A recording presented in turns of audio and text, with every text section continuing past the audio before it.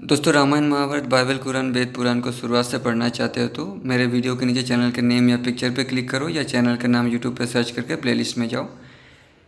ये रियल भविष्य पुराण बुक है। पिछले वीडियो पे हमने जहाँ तक पढ़ा था उसके बाद यहाँ से पढ़ते हैं। सूत जी बोले, बृहस्पति की कही हुई कथा में मैं पुनः कह रहा हूँ सुनो। पहले हिब्रू नामक एक दानव हुआ था जो प्राणी मात्र के लिए कंटक की भांति सदैव दुखदायी रहता था। निकुंभ दैत्यों के कुल में उत्पन्न होकर उसने इंद्र के समान पराक्रमी होने पर भी 1 सहस्त्र वर्ष तक घोर तपस्या की, जिससे उसके तेज द्वारा देवों को अत्यंत पीड़ा होने लगी। उस समय लोक नियंता ब्रह्मा ने लोक के रक्षा के लिए उसके सामने जाकर उस दानवेर से उसे बर याचना करने के लिए कहा। उसने विधाता को ब्रह्मा को नमस्कार करके विनम्र होकर कहा, स्वामी विश्वतष्टा होकर आप मुझे यदि कृपा वर प्रदान करने के लिए उत्सुक हैं तो आपकी सृष्टि में चर अचर किसी प्राणी द्वारा मेरी मृत्यु न हो। वर प्रदान कर ब्रह्मा के ब्रह्मलोक चले जाने पर दुरात्मा दैत्य ने स्वर्ग निवासी देवों को पराजित कर पाताल से दैत्यों को बुलाकर वहां अपना आधिपत्य स्थापित किया और देवों ने भूतल पर निवास करना आरंभ किया। 1 लाख वर्ष तक देवों का इस प्रकार परम दुरुपयोग करने के उपरांत एक बार योगीराज नारद ने देवों की दुरावस्था देखकर उनसे कहा, लोक शंकर भगवान शिव की आराधना करो, क्योंकि वे ही महादेव एवं ब्रह्मांड के अधिनायक दुखभंजक है। इसे सुनकर विस्मित होते हुए देवों ने पार्थिव पूजन द्वारा उमापति महादेव की आराधना आरंभ की। 11 वर्ष के अनंतर उन पूजन करने वाले देवों के ऊपर प्रसन्न होकर लोक के कल्याणमूर्ति भगवान शिव ने ज्योतिर्लिंग रूप धारण कर तीनों लोगों को भस्म कर दिया। उस समय केवल देव भक्त ही शेष रह गए और अन्य लोग उन्हीं दानवों के साथ उस भीषण अग्नि की ज्वाला में भस्म हो गए। उसी समय ब्रह्मा ने हर्षमग्न होकर विष्णु समेत वहां आकर सामवेद की स्तुति द्वारा उन महारुद्र को प्रसन्न किया। पश्चात देवों के हित के लिए मिथुन राशि पर सूर्य के स्थित होने पर उन निर्विघ्न महारुद्र को चंद्रमंडल के राजपथ पर विभूषित किया। इसे सुनकर हिब्रुग्न देव ने देवों के कार्य सफल करने के लिए हिमालय पर्वत निवासी साध्यकर्म के घर पुत्र रूप में जन्म ग्रहण किया, जो पति रूप एवं कला के पूर्ण ज्ञाता होकर भारतीश के नाम से प्रख्यात हुआ। उन्होंने अनेक विद्वानों को पराजित कर काशी यात्रा की। वहां पहुंचकर शंकराचार्य से पराजित होने पर उन्होंने उनकी शिष्य सेवा स्वीकार की। बृहस्पति जी बोले, मैं पुत्र माई ने एक चरण से स्थित होकर 1 सहस्त्र वर्ष तक सूर्य की ओर दृष्टि लगाई कठिन तपस्या की। जिस समय उसके तेज द्वारा लोक एवं लोक निवासी प्राणियों को अत्यंत संताप होने लगा, उस समय भगवान पितामह ब्रह्मा प्रसन्न होकर उसके प्रसन्नता के लिए 3 ग्रामों के निर्माण पूर्वक क्रमशः तीनों उसे प्रदान किए, जिसमें स्वर्ग के समान 16 योजन की विस्तृत सुवर्ण निर्मित महल वाला पहला, उसके 1 योजन नीचे दुर्विलोक की भांति चांदी निर्मित दूसरा और उसके 1 योजन नीचे भूलोक की भांति विस्तृत लोहे द्वारा रचित तीसरा लोक था। इस प्रकार ब्रह्मा द्वारा रचित उन पुरों में दैत्यों की स्त्रियां तथा 100 कोटि धार्मिक दैत्यगण प्रसन्नता पूर्ण निवास कर रहे थे। वहां रहकर दैत्यों ने देवों के यज्ञ भाग को भी ग्रहण करना आरंभ किया, जिससे क्षुधा से पीड़ित होकर देवों ने अपने स्वामी भगवान विष्णु की उत्तम स्तुति द्वारा आराधना की। भगवान प्रभु हर्ष लोगों को अधिकारहीन होकर रहते हुए चारों युगों के सभी वर्ष व्यतीत हो गए। महाविष्णु यहाँ इस कली के समय भूमंडल में भी दुख के भोग करते 16 बार चारों युग व्यतीत हो गए। इस प्रकार उन लोगों के अंतर्नाद सुनकर भगवान मधुसूदन ने उन धार्मिक दैत्यों को संस्कृत भाषा में निपुणता प्राप्त करते हुए देखकर उस भीषण कली के समय स्वयं बौद्ध रूप धारण किया, जो पहले अजिन ब्राह्मण के पुत्र रूप में प्रकट हुए थे। जनार्दन भगवान ने उन वेद धर्मपरायण दैत्यों को अपनी माया से मोहित कर उन्हें सुखी एवं कर्म रहित किया। इस प्रकार उस कली में इनके 16 वर्ष की अवस्था प्राप्त होने के समय तक इनसे प्रभावित होकर तीनों वर्णों के मनुष्य यज्ञ करना छोड़ दिए। उस समय त्रिपुरवासी दैत्यों ने अत्यंत क्रुद्ध होकर वेदाध्ययन एवं यज्ञानुष्ठान से रहित उन मनुष्यों को देखकर पीड़ित करना आरंभ किया, जिससे उस कल्पांत के समय दैत्यों द्वारा भक्षित होकर सभी संतुष्ट मनुष्य नष्ट हो गए। पुनः सत्ययुग के प्रारंभ में कैलाश में जाकर देवों ने लोक शंकर शिव की उपासना की, जिससे प्रसन्न होकर भगवान शंकर ने अपनी ज्योतिर्लिंग की शरीर धारण किया। उस समय देवों ने प्रसन्न होकर पृथ्वी के सार को निकालकर एक विचित्र रथ का निर्माण किया, जिससे इंद्र सूर्य के सार से चक्र सुमेर पर्वत के सार से उस रथ का केतु निर्मित था।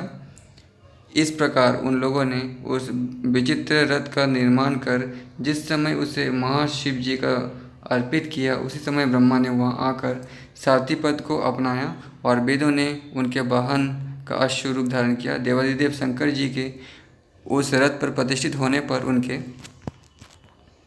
लिए लोकालोक पर्वत का सारभूत एक धनुष बनाया गया भगवान शिव के लिए, क्योंकि वो युद्ध में जा रहे हैं, इसलिए भगवान शिव के लिए एक धनुष बनाया गया जो भीषण धनुष अजगब के नाम से विख्यात हुआ। उस धनुष को भगवान सत्यदेव ने अत्यंत कठोर बनाया था, किंतु देवादिदेव भगवान शंकर द्वारा उसे भंग होते देखकर आश्चर्यचकित होकर भगवान विष्णु से उस समय स्वर्गलोक के सार द्वारा एक दिव्य धनुष का निर्माण किया। जिस समय भगवान रुद्र द्वारा उस अत्यंत पूर्ण एवं विशाल धनुष की प्रत्यंचा चढ़ाई गई, उस समय हर्षातिरेक से मग्न होकर देव महर्षियों ने उनकी आराधना की और भगवान महेश्वर उसी समय से पिनाकी नाम से प्रख्यात हो गए। उस धनुष की प्रत्यंचा शेष और बाण इंद्र हुए तथा अग्नि और वायु उस बाण के पक्ष और शल्य एवं स्वयं सनातन विष्णु भगवान हुए। भगवान शंकर ने उस बाण द्वारा आकाश में करोड़ों दैत्यों के विनाशपूर्वक उस त्रिपुर का भस्मावशेष किया।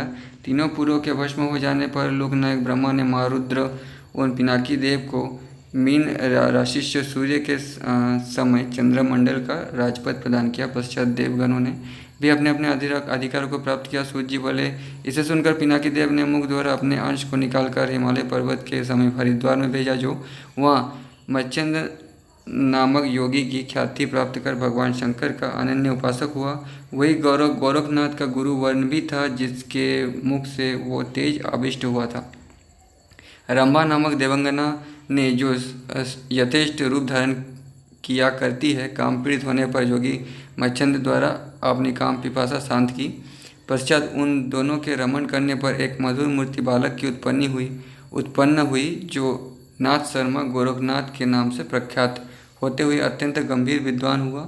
उसने अनेक धुरंधर पंडितों को पराजित कर काशीपुरी की यात्रा की। वहां पहुंचने पर योगीराज शंकराचार्य से पराजित होने पर उनकी शिष्य सेवा स्वीकार की। बृहस्पति बोले, द्वापर युग में चाक्षुष मनवंतर के समय ताल यंजीय क्षत्रिय द्वारा कुरुक्षेत्र के स्थान में भृगुवंशीय ब्राह्मणों के विनष्ट हो जाने पर अनेक धनों का अपहरण कर उन नीच दैत्यों ने उसका उपभोग किया। उसी समय किसी मुनि की पत्नी ने उस गर्भिणी अवस्था में अत्यंत भयभीत होकर हिमालय के शिखर पर पहुंचने का प्रयत्न किया। वहां पहुंचकर ज्ञान रूपिणी उस मुनि पत्नी के 100 वर्ष तक उस गर्भ को धारण करने के उपरांत उरु के भेदन पूर्वक एक तेजस्वी बालक ने उस गर्भ से जन्म ग्रहण किया। इस भूतल पर जिस समय उस शिशु ने पदार्पण किया, उसी समय उसके तेज द्वारा संपूर्ण संसार भस्म हो गया। पर पश्चात देवों ने भयभीत होकर ब्रह्मा को आगे कर वज्रस्थित बेताल समेत वहां पहुंचने का प्रयत्न किया। वहां पहुंचने पर पितरों एवं देवों की आज्ञा को स्वीकार कर उसने उस लोकनाशक तेज को जल के मध्य में डाल दिया। उस समय जल देवी ने घोड़ी रूप धारण कर उस तेज का पान किया, किंतु उस रुद्र तेज से पीड़ित होने पर उसने उसका वमन कर दिया। उस समय स्वयं ब्रह्मा ने वहां जाकर त्रिकुट पर्वत के नीचे घोर सागर में उसकी स्थापना की। सूर्य के मेष राशिष्य होने पर पितामह ब्रह्मा ने उस रुद्र रूप को चंद्रमंडल के स्वामी पद से विभूषित किया। उरु से उत्पन्न होने के बर्वोलोक करने से दहन बड़वा के मुख से उत्पन्न होने के नाते उसका बाड़व नाम हुआ। सूर्य जी बोले, उस तेजस्वी ने दहन ने बृहस्पति की ऐसी सुंदर वाणी सुनकर अपने मुख से तेज निकालकर कुरुक्षेत्र में भेजा, जो सारस्वत ब्राह्मण के घर पुत्र रूप में उत्पन्न होकर क्षेत्र शर्मा के नाम से विख्यात एवं श्रेष्ठ विद्वान हुआ। उसने काशी पहुंचकर शंकराचार्य की शिष्य सेवा स्वीकार करने के उपरांत ब्रह्मचर्यवर्ती रहकर विश्वनाथ जी की सेवा का पारायण किया। बृहस्पति जी बोले, स्थावर जंग रूप जगत के उस प्रलयकालीन एकार्णव में विलीन होने पर अव्यक्त जन्म ब्रह्मा के 100 वर्ष के उपरांत प्रकृति माया ने उस आशव जल रूप अव्यक्त का पान कर स्वयं मूर्तिमती होकर अंधकार स्वरूपिणी महाकाली का रूप धारण किया। उस भीषण प्राकृतिक के समय एकाकिनी उत्पन्न होकर 60 लाख कोटि चारों युग के समय को व्यतीत किया। पश्चात उस प्रकृति देवी ने, जिसे शुद्ध एवं सनातनी कहा जाता है, स्वेच्छा अपने स्वरूप को अत्यंत गौरवर्ण बनाया। उस शिवा ने उस स्वरूप में 5 मुख, 10 भुजाएं और 3 नेत्र धारण किए और उस माता के भाल नेत्र द्वारा सूक्ष्म तेज का दर्शन किया जो शून्य पर नित्य, अभिकारी एवं निरंजन है। उसे देखकर प्रकृति देवी ने अपनी भुजाओं द्वारा उस दिग्विगंत व्यापक ब्रह्म को ग्रहण करने की इच्छा की, किंतु समर्थ न हो सकी। पश्चात विस्मित होकर प्रकृति माता ने उन सनातन एवं परात्पर देव की को अपने पांचों मुखों द्वारा चिरकाल तक भक्तिपूर्वक आराधना की। पूर्वमुख से धातु, दक्षिण मुख से प्रलय प्रत्यय, पश्चिम मुख से शुभ विभक्तिमय, उत्तर मुख से विभक्तिमय और आकाशीय मुख से वर्ण मात्र शब्दों द्वारा उस निरंजन की उपासना की जो सच्चिदानंदन घन धन पूर्ण और सनातन ब्रह्मा है। तदनंतर प्रसन्न होकर उस सर्वज्ञ ने उनके पांचों मुखों में प्रविष्ट होकर पुरुष रूप धारण किया जो स्वयंभू के नाम से विश्वविख्यात हुआ और अव्यक्त प्रकृति में उत्पन्न होने के नाते वो अव्यक्त जन्मा भी कहा गया है। पश्चात उसी पुरुष के लिए वरदात्री एवं लोक रूपिणी देवी ने स्वयं अपने पूर्वार्थ भाग से महालक्ष्मी का रूप धारण किया और उस 16 लोक नायिका ने अपने 18 भुजा द्वारा लोक की रक्षा की। उस अद्भुत रूप को देखकर स्वयंभू को महान आश्चर्य हुआ।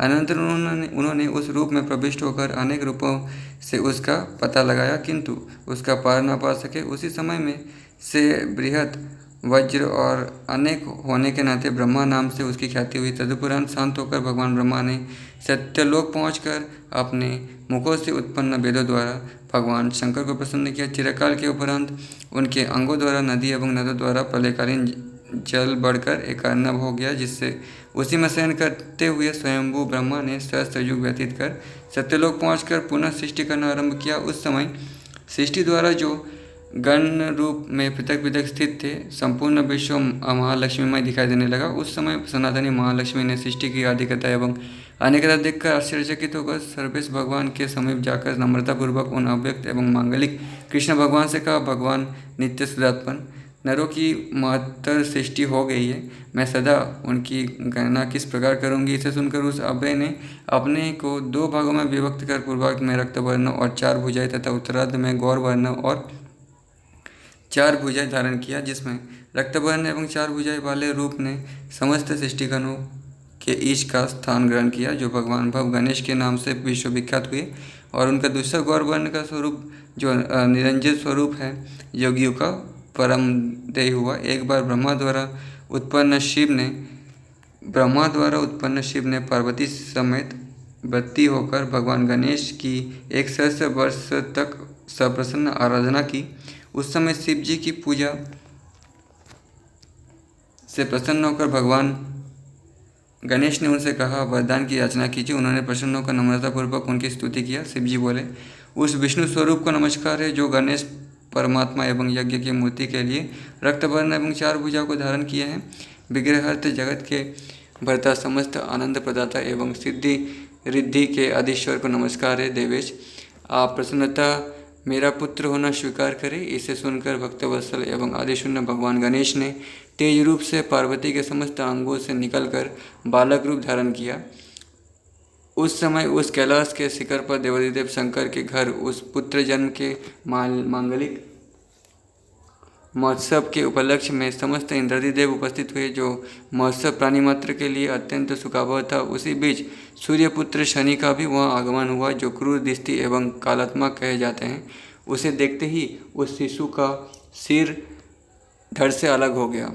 ऐसा देखकर उस कैलाश पर हाहाकार मच गया। तुला राशि पर स्थित सूर्य के समय इंद्रलोक में स्थित होकर वही सिर इस भूतल पर 27 दिन तक प्रकाश करता रहता है। उस समय वहाँ देवगणों से निंदित होने पर उस जन्म भयंकर शनि ने गज का मस्तक काटकर उस बालक के मस्तक स्थान पर रख दिया, यानी हाथी का मस्तक रख दिया। इसीलिए गणेश का हाथी का सर कहा जाता है। पश्चात ब्रह्मा ने उस गज के मस्तक स्थान पर करकट का सिर रखकर एक केकड़ा को मस्तकहीन किया। इस प्रकार गजानन की उत्पत्ति बताई गई है, जो गणेश एवं स्वयं ईश्वर कहे जाते हैं। सूत जी बोले, इसे सुनकर गणेश जी ने मुख द्वारा अपने स्कंद को निकालकर काशी में देवज्ञ ब्राह्मण के यहाँ पुत्र रूप में जन्म ग्रहण किया। जिस कल्याणमुख बालक की इस भूतल में ढूंढीराज के नाम से अत्यंत ख्याति हुई, उन्होंने जातका भरण नामक ज्योतिष शास्त्र के फलित ग्रंथ का समस्त देवों के रक्षार्थ निर्माण करने के उपरांत शंकराचार्य की शिष्य सेवा स्वीकार के विपरीत इस प्रकार मैंने ढूंढीराज की उत्पत्ति कथा तुम्हें सुना दी। Next chapter. बृहस्पति बोले, रुद्र महात्मा का वर्णन। जिस समय यह सदात्मक दृश्य महाप्रलय में विलीन हो जाने के कारण दिखाई नहीं देता है, उस समय केवल अक्षर तेज वर्तमान रहता है, जो व्यक्त एवं अचिंत्य मन वाणी द्वारा अगोचर है। वो तेज स्थूल सूक्ष्म स्थित और उष्ण नहीं है तथा आदि मध्य और अंतर रहित होते हुए उसका कोई आकार भी नहीं है। उस पर नित्य शून्यभूत एवं परात्पर तेज के नीचे जिसका दर्शन केवल योगियों को होता है, एक वही प्रकृति माया रेखा की रहती है। पुनः उसके नीचे उदय रेखा की भांति महत्वमयी रज सत्वतम की स्थिति रहती है।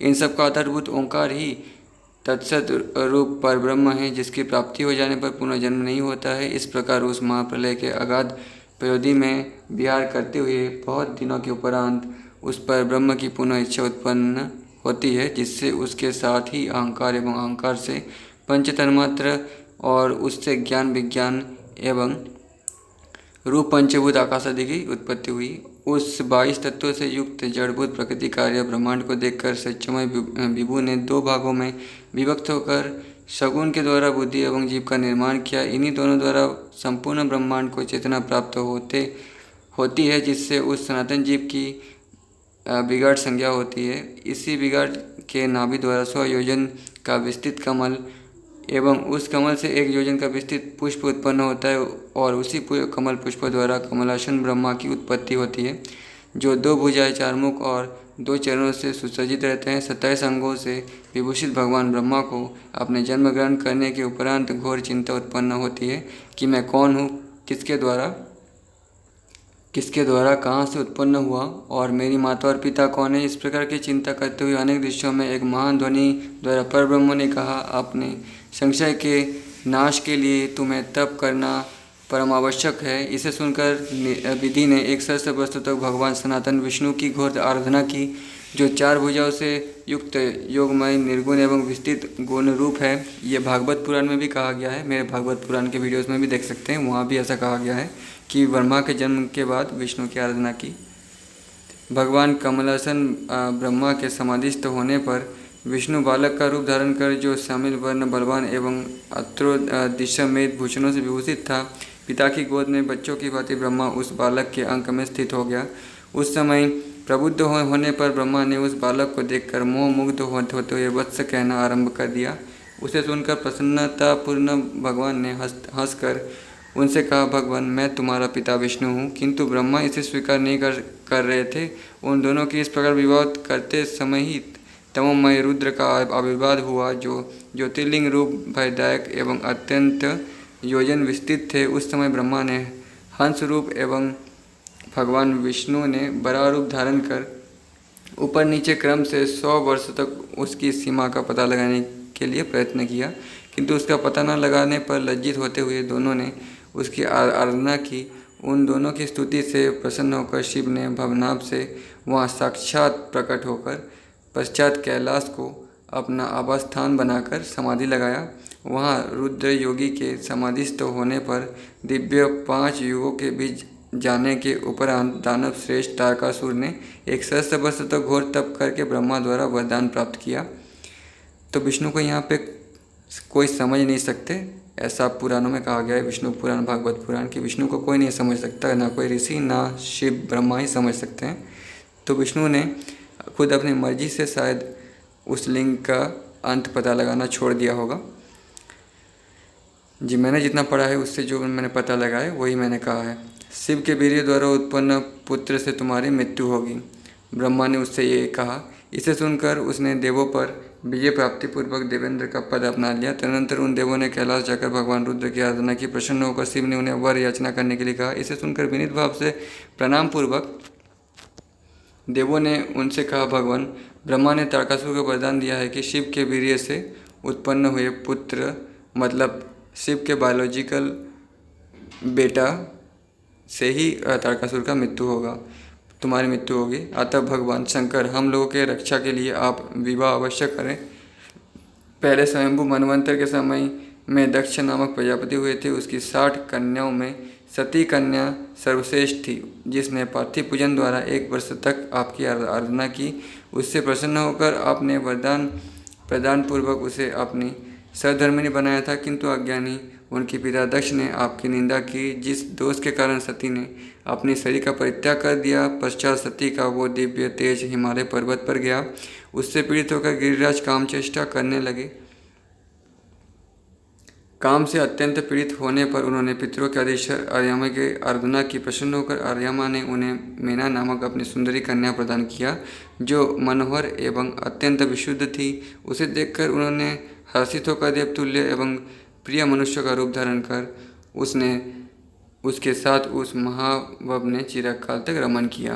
तो दोस्तों, सती के आग में जल जाने के कारण शिव उसको कंधे पे लेकर घूम रहे थे। फिर विष्णु जी ने उसका टुकड़ा टुकड़ा किया। फिर देवी का शरीर बहुत सारे जगहों पे गिरा। ये एक झूठी कहानी है। ये देखिए, यहाँ पे ना तो भविष्य पुराण में कहा गया है और ना शिव पुराण में ही कहा गया है। ठीक है, फिलहाल तो मैं भविष्य पुराण पढ़ रहा हूँ, शिव पुराण भी मैं पढ़ चुका हूँ, लेकिन वीडियो अपलोड करूँगा बाद में। तदुपरांत उनके गर्भ द्वारा नववर्ष की एक परमानंद कन्या की उत्पत्ति हुई, जो सुब्रु गौरमयी और सती गौरी थी। उत्पन्न होते ही वह नववर्ष की हो गई और भगवान शंकर देव की तप द्वारा चिरकाल तक उसकी आराधना की।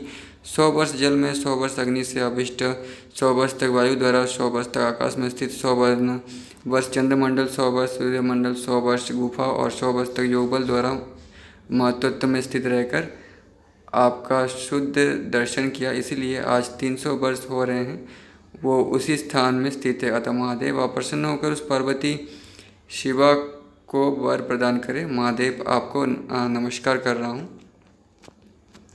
इस प्रकार सुंदर वाणी को सुनकर लोक शंकर शिव जी ने देवों से कहा, ब्रह्मा का कहना उचित नहीं है, क्योंकि मुझसे श्रेष्ठ रुद्रगण जो कुमारावस्था में ही व्रत धारण किए हैं, ज्योति से उत्पन्न होकर मृग व्याध आदि के रूप में रह रहे हैं, मैं उनसे कनिष्ठ छोटा योगीश्वर भव के नाम से ख्यात हूँ। माया रूप शुभ स्त्री का ग्रहण करना जो लोक सर्जन कत्री है, मेरे लिए अनुचित है, क्योंकि साक्षात भगवती नारी हैं जिसने इस ब्रह्मांड का विस्तार किया है। अतः लोक निवासी योगियों की वो मातृरूप है। मैं योगी होकर उस मातृरूप नारी का ग्रहण कैसे कर सकता हूँ? इसलिए आप लोगों के कार्य के लिए मैं स्वयं अपने वीर्य को निकालकर अग्निदेव को दे दूंगा। उसके द्वारा वे आपका कार्य करेंगे। यानी वीर्य का मतलब है स्पर्म, मतलब जिससे बच्चा पैदा होता है, वो निकाल कर अग्निदेव को दे दूंगा।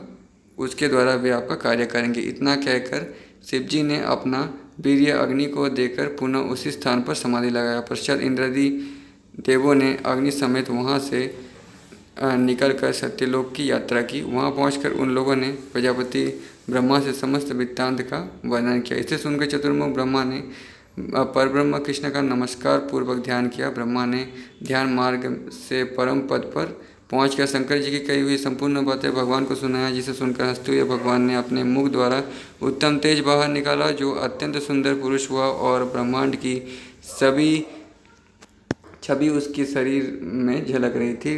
उस पुरुष का प्रद्युम्न विश्वविख्यात नाम हुआ, जिसके साथ ब्रह्मा ने अपने कलेवर में प्रवेश किया। ब्रह्मा ने उस संबरासुर को पीड़ित करने वाले प्रद्युम्न नामक पुरुष को सभी लोगों को सौंप दिया, जिसके तेज से काम पीड़ित होकर तीनों लोक के स्त्री पुरुष गण एक होकर अत्यंत कामातुर होने लगे।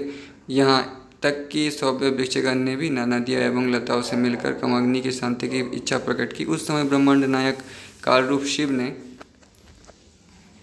जो साक्षात रुद्रदेव हैं, अपने त्रिनेत्र से तेज प्रकट कर उस पीड़ा की शांति की। उस समय कृष्णांग प्रद्युम्न ने क्रुद्ध होकर महादेव जी के लिए अपने कुसुम धनुष पर उन घोर दिव्य 5 बाणों का अनुसंधान किया। प्रद्युम्न जो कामदेव के अवतार हैं, यहाँ पे प्रद्युम्न का मतलब है कामदेव।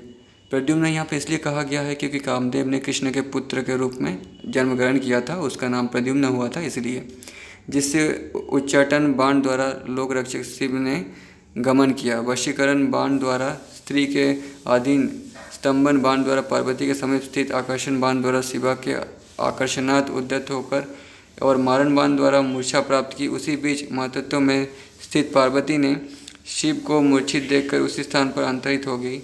पश्चात शिव ने उठकर बार बार विलाप करना आरंभ किया। हा प्रिय चंद्रबंदे ने, हा सुंदर मूर्ति, मुझ काम पीड़ित की रक्षा करो। रंभे, मुझे दर्शन दो।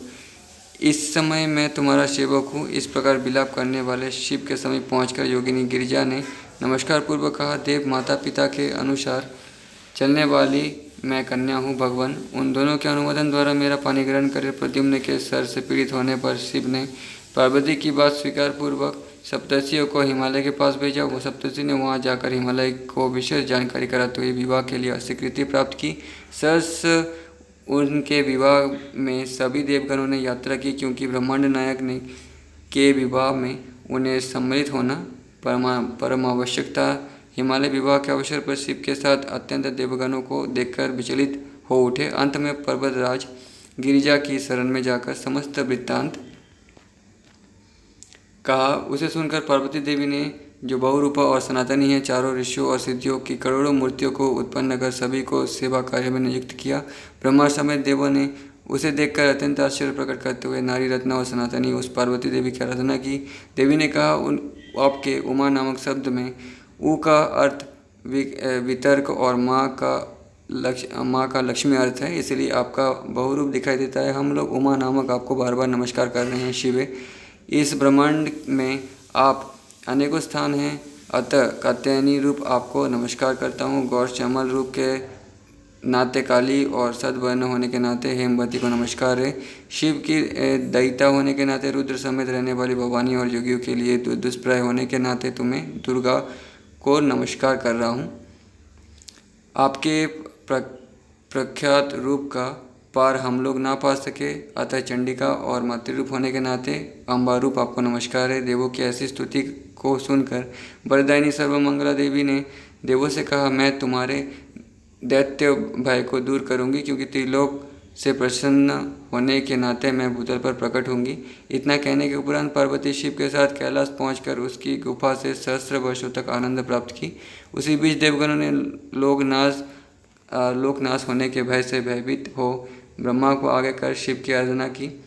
उस समय लज्जित होकर उन दोनों ने अत्यंत पश्चाताप करते हुए पीछे अत्यंत क्रोध भी किया, जिससे भयभीत होकर देवों ने वहां से पलायन किया। किंतु बलवान प्रद्युम्न निश्चल विषव की भांति उसी स्थान पर स्थित रहने के नाते उस प्रचंड रुद्र क्रोधाग्नि में दग्ध हो गए। भस्ममयी उस स्थूल रूप से परित्याग पूर्वक सूक्ष्म देह की प्राप्ति की, जिससे उन्हें अनंग कहा गया है। अंगहीन होने पर भी कामदेव पूर्ण की भांति ही शक्तिशाली है। पश्चात रति ने भगवान शंकर की, जो गिरिजा वल्लभ कहे जाते हैं, 1 वर्ष तक आराधना की। उससे प्रसन्न होकर सनातन शिव ने रति को वर प्रदान किया कि रति देवी, मैं तुम्हें कह रहा हूँ, सुनो, मनुष्य के हृदय में तुम्हारी उपस्थिति होगी। युवावस्था प्राप्त मनुष्य के देह द्वारा अपने उस पति के उपभोग प्राप्त करेगी, जो मेरी अर्चना एवं कृष्ण द्वारा उत्पन्न प्रद्युम्न नामक है। इस सरोचित मनवंतर काल के बीत जाने के उपरांत व्यवसित मनवंतर के समय, जो 28वें द्वापर का अंत भाग कहलाएगा, साक्षात भगवान का अवतार होगा। उस समय उनके पुत्र रूप में उत्पन्न प्रद्युम्न के साथ मेरु पर्वत के उस नंदन वन में चिरकाल तक रमण सुख तुम्हें प्राप्त होगा। अन्य द्वापर के अंत में युगों में वो सुवर्ण गर्भित होकर भूमि में भगवान कृष्ण की भांति वर्तमान रहेगा। इस प्रकार अव्यक्त ब्रह्म के मध्याह्न और संध्या समय प्रत्येक कल्पों में भगवान विष्णु साक्षात प्रकट होकर जनमांगलिक क्रिया करते हैं। इतना कहकर भगवान शंकर वही अंतर्धान हो गए। पश्चात रुद्र गिरिजा वल्लभ भगवराज पद से प्रतिष्ठित हुए। सूर्य जी बोले, इसे सुनकर साक्षात भव ने अपने मुख से अपने अंश को निकालकर गोदावरी नदी में डाल दिया, जो आचार्य शर्मा के गृह में पुत्र रूप में उत्पन्न होकर राम शर्मा के अनुज होने के नाते रामानुज नाम से प्रख्यात हुआ। एक बार राम शर्मा ने पतंजलि महावलंबी होकर तीर्थों में भ्रमण करते हुए शिवप्रिया काशी की यात्रा की। वहाँ शंकराचार्य के पास जाकर अपने 100 शिष्यों समेत उन हरिप्रिय राम शर्मा द्वारा पराजित होने पर लज्जित एवं उन शंकर वर्णों से पीड़ित होते हुए वे अपने घर लौट आए।